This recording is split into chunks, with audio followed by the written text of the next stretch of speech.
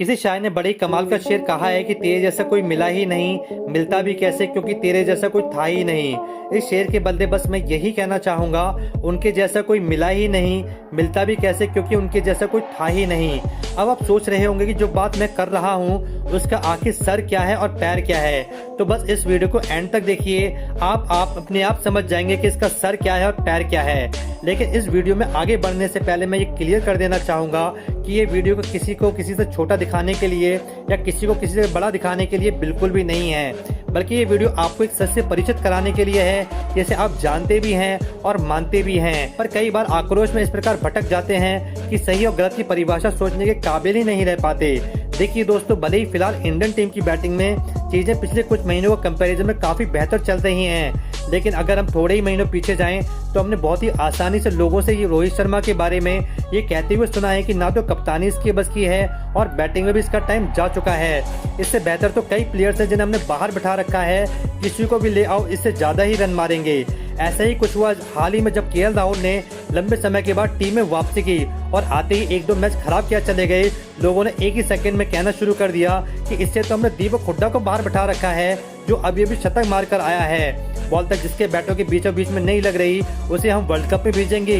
क्यों? क्योंकि इसका बड़ा नाम है। असल में प्लेयर को उनके खेल के लिए भेजना चाहिए, ना ही उनके नाम के लिए। और यही सेम खेल खेला गया विराट कोहली के साथ, और कोहली के केस में तो इतना बड़ा खेल खेला गया कि इंडियन क्रिकेट के कई लोगों ने स्टेटमेंट पास कर दिया कि कोहली बस इंडियन टीम पर बोझ ही बनकर रह गए हैं और कई काबिल क्रिकेटरों की सीट खा रहे हैं। भारत के पूर्व तेज गेंदबाज वेंकटेश प्रसाद का कहना था कि कोई भी प्लेयर रेपुटेशन के बेस पर नहीं खेल सकता, जिससे कि उसका साफ इशारा विराट कोहली की तरफ ही था।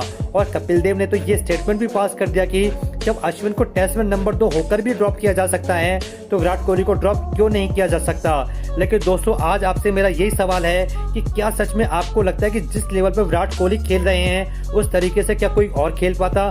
क्या आपको लगता है कि जिस आसानी से केएल राहुल ने भारत को हाल ही में कुछ मैच जिताए हैं क्या कोई और जिता पाता? क्या दोस्तों आपको सच में लगता है कि अकेले रोहित शर्मा ने वो 8 ओवर का मैच ऑस्ट्रेलिया से छीन लिया था, क्या कोई और छीन पाता? चलो मान लेता हूँ आपके मन में कोई और नाम भी आ सकता है तो ये काम कर सकता था, क्योंकि सब कामयाब प्लेयर हैं, लेकिन एक बहुत छोटा सा अंतर होता है कामयाब होने में और काबिल होने में। जो लोग कह रहे थे ना कि विराट कोहली, रोहित शर्मा, केएल राहुल अपने नाम की बेस पर खेल रहे हैं, पर दोस्तों जो नाम है ना वो उन्होंने अपने काम से ही बनाया है। उन्होंने समय समय पर अपने काम से बता दिया है कि वो कितने काबिल प्लेयर हैं। चलो वो भी छोड़ो, अभी हाल ही में साउथ अफ्रीका के खिलाफ अपना पहला वनडे मैच भारत ने हारा। आपको क्या लगता है कि टीम खराब थी? शुभमन गिल, ऋतुराज गायकवाड़, ईशान किशन, श्रेयस अय्यर, दोस्तों ये क्या कोई छोटे प्लेयर हैं? नहीं ना। इन्हें अपने अपने तरीके से बताया है कि वो किसी भी स्कोर को छोटा कर सकते हैं और किसी भी मैच को टीम के लिए खत्म भी कर सकते हैं और आने वाले मैच में करेंगे भी।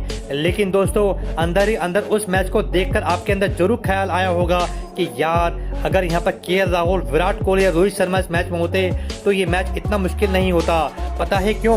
क्योंकि इसलिए नहीं क्योंकि वो बहुत ज्यादा बड़े प्लेयर हैं, वो इसलिए क्योंकि इन लोगों के होने से बाकी प्लेयर्स को एक भरोसा आता है। उन्हें पता होता है कि वो जो दूसरे छोर पर खड़ा है ना, उसे आदत है इंटरनेशनल लेवल पर इस दौर को झेलने की, और उसे पता होता है कि यहाँ पर क्या करना है। जरूरी नहीं है कि वो इसमें सफल होगा, लेकिन जब तक वो क्रीज पर खड़ा हुआ है तब तक विपक्षी टीम को इस बात का डर होगा कि इसने पहले भी किया हुआ है और ये आज भी कर सकता है। और यही डर सामने वाले के मन में खत्म हो जाता है जब दोनों तरफ से नए प्लेयर्स होते हैं। उस दिन जिस तरह ईशान किशन, ऋतुराज गायकवाड़ अनकंफर्टेबल दिख रहे थे, मैं आपको बता रहा हूं उनके खेलने का तरीका बदल गया होता अगर इनके दूसरी तरफ विराट कोहली खड़ा होता।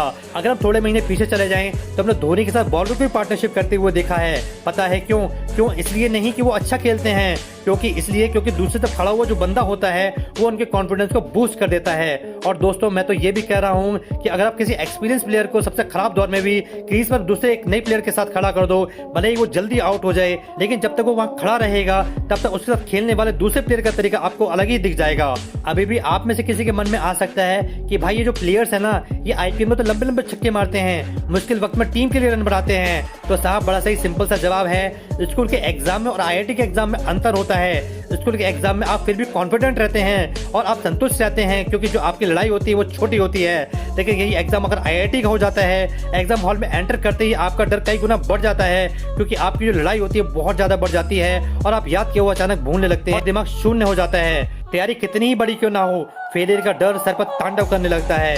लेकिन वहीं अगर एग्जाम से पहले आपके घर में कोई ऐसा इंसान मौजूद हो जिसने IIT निकाला हो, लेकिन भले ही वो इंसान उस समय IIT निकालने के काबिल ना रहा हो, लेकिन वो इंसान IIT के डर से आपको मुक्त कर देगा, क्योंकि उसने वो दौर देखा हुआ है, वो सारे प्लस और माइनस से वाकिफ है।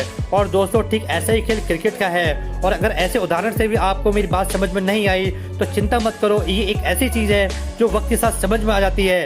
फर्क सिर्फ इतना है, किसी को थोड़ा जल्दी आ जाती है, किसी को थोड़ा लेट आती है। जैसे कहते हैं ना, हम सबके बाप अभी जो कुछ कहते हैं वो हमें तभी समझ में आता है जब हम बाप खुद बन जाते हैं। तो बस आपसे मेरी एक ही रिक्वेस्ट है कि अगर किसी मैच में थोड़ा ऊंच चीज भी हुआ करे तो एकदम से स्टेटमेंट पास मत किया करो कि अरे रोहित शर्मा को बाहर करो, KL राहुल को बाहर करो, विराट कोहली को टीम से निकालो। आलोचना करो, कोई मसला नहीं है, लेकिन गुस्से में तुम्हारी टीम से निकाल दिए जाने वाले बयान जिस दिन सच हो गए ना, तो तुम चाहकर भी उन्हें टीम में वापस नहीं ला पाओगे। फिर तुम यही कहते रह जाओगे, काश इस मैच में रोहित शर्मा होता, काश इस मैच में KL राहुल होता, काश इस मैच में विराट कोहली होता, और तो हम ये मैच जीत जाते। क्योंकि किसी महापुरुष ने कहा भी है दोस्तों, हमें चीजों की कीमत तभी समझ में आती है जब वो हमारे पास नहीं होती, और जब तक होती हैं हम उन्हें फॉर ग्रांटेड लेते हैं। अगर मेरी बात तुम तक सच में पहुंच पाई है ना, तो कमेंट में जरूर बताना।